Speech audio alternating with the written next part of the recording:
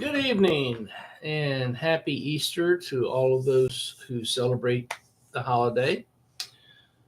Just a few comments I wanted to make on some stuff that's been in the news this past week. And I've waited a few days to comment on it because, as is usually the case, more information comes out each day. And I'm talking specifically about the recent spat of bridges in this country having some problems. One in Oklahoma, of course, Baltimore, and then one in Ohio.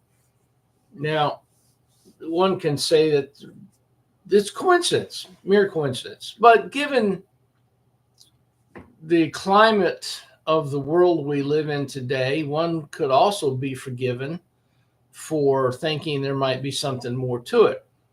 Now, the one in Baltimore, and I'll just comment on this aspect of it briefly. Let me first state I am not a sailor. I've never worked on a ship. I'm not that familiar with how large ships of that sort work. I do know there are hydraulics involved. I also know a little something about physics, particularly motion, how certain objects tend to stay in motion unless acted on by an outside source. So I think the thing that struck me the most was if you're watching the video that most of us have seen by now, and I'll try to see if I can show you this. This is the pylon. This is the strut supporting the bridge, and we see the ship coming at it. I'm probably not doing this right. Anyway, coming from it starts on your left on the screen, and it's going past it, and then all of a sudden it turns right at it.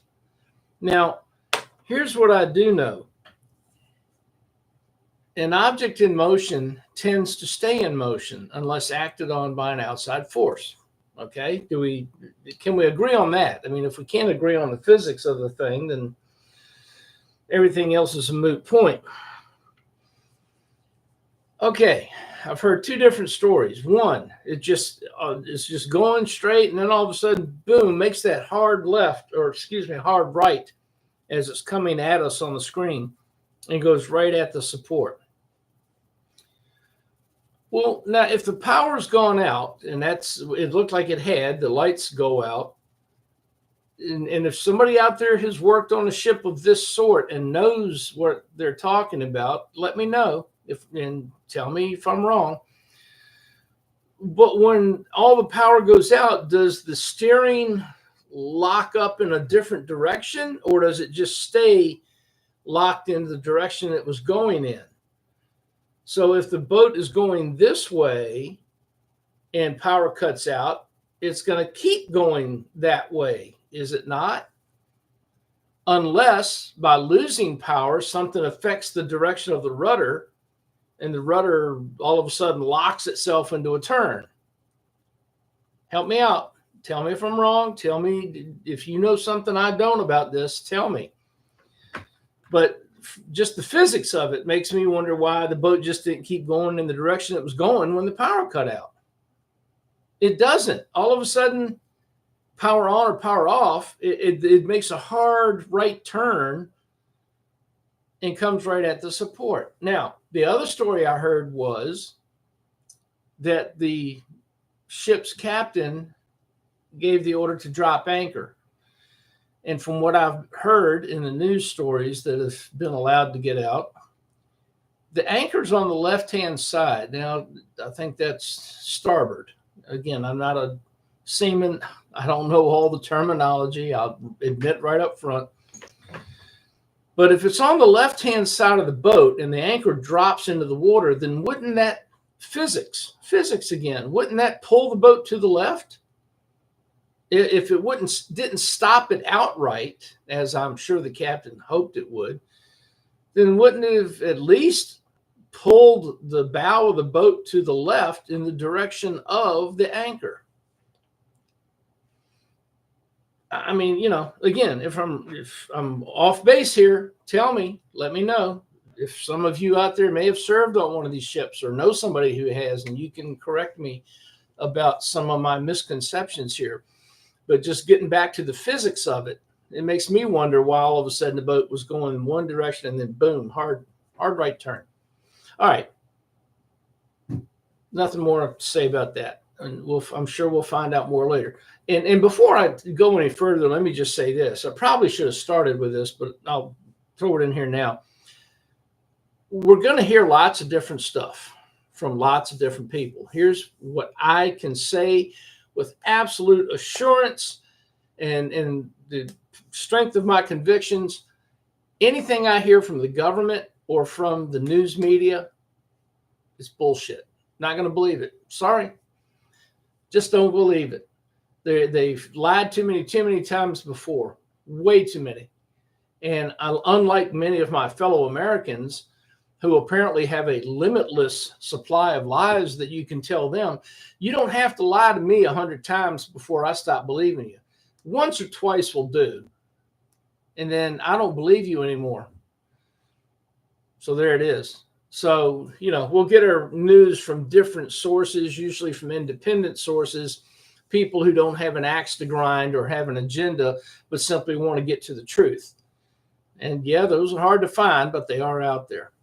Now, the one in Ohio was a fire near the bridge, not on the bridge, but apparently below the bridge is like a mulch yard, like a landscaping business of some sort. And they had big piles of mulch there, which spontaneously combusted. Okay. Maybe not. I don't know. I'm not sure how often that sort of thing happens with mulch piles. But apparently no damage done to the bridge. And then, of course, we have a barge in Oklahoma that hits a bridge that is a highway. So no damage apparently was done to that, or at least not enough damage to shut the bridge down after it was inspected by local engineers. But again, coincidence? What comes into and out of Baltimore Harbor? What comes across that bridge in Ohio? What businesses are on either side? What sources of energy? Oklahoma, same question. The thing that drives me nuts about the mainstream media is they'll ask a question, and you've all experienced this. Don't act like you haven't. You've been watching the news, you're listening, you want them to say, all right, ask him this, ask him, come on, ask him this question. And maybe one or two of them will ask a particularly poignant question. And they don't get what you or I might consider a reasonable answer. And that's where it ends. No follow-up. No second question. No, well, wait a minute, sir. If that's the way it happened, then why didn't this also happen?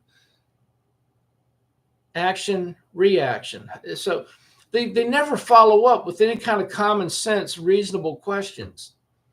One of my questions would have been, who is the captain of that ship? What was his religion? Who does he work for? Has he had any past history of activism of any kind?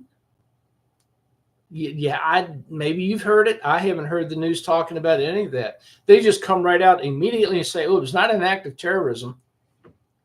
Well, how the hell do you know it's not that? It's not even 24 hours since it happened, and you're already telling me it's not an act of terrorism? You haven't even started the investigation yet. So again, maybe it's not. I don't know. What I do know is I've been lied to so many times before by these people. I'm just not going to believe them. But here's the main point I want to make.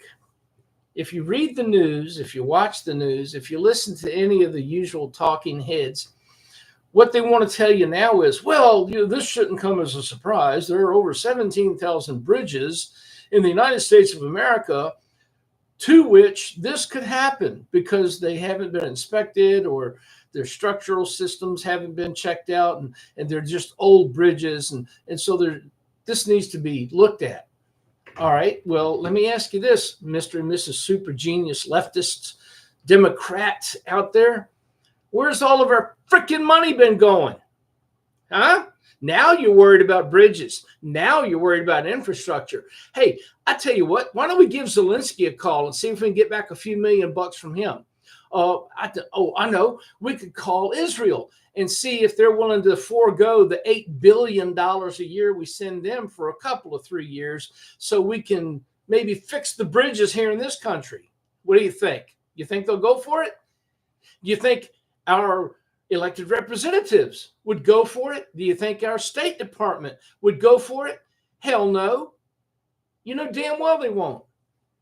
They're too busy laundering money and buying votes. We can't waste money on infrastructure. Don't be stupid. Yeah, isn't that amazing? Isn't it just absolutely fascinating how on everything you and I seem to think that the government should be spending money on? Well, we just don't have any money for that.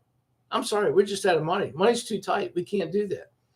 But we got hundreds of billions of dollars to send to Ukraine, and we've got $8 billion per year plus whatever extra they're getting now that we send to Israel.